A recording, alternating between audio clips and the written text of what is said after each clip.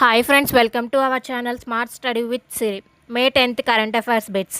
ప్రస్తుత ఆర్థిక సంవత్సరం 2024-25 భారత ఆర్థిక వ్యవస్థ 7% పైనే వృద్ధిని నమోదు చేయవచ్చని ఆర్థిక విధానాల పరిశోధన సంస్థ ఎన్సీఏఈఆర్ అంచనా వేసింది.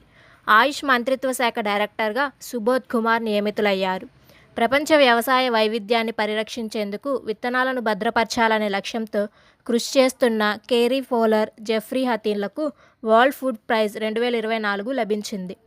నేషనల్ షుగర్ ఇన్స్టిట్యూట్ తొలి మహిళా డైరెక్టర్గా సీమా పరోహా నియమితులయ్యారు.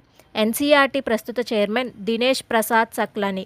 హైదరాబాద్లోని అసబాను జపాన్ సెంటర్ అధ్యక్షుడు, పారిశ్రామికవేత్త బొడ్డపల్లి రామభద్ర జపాన్ ప్రభుత్వ order of the rising sun gold rays with rosette పురస్కారం అందుకున్నారు.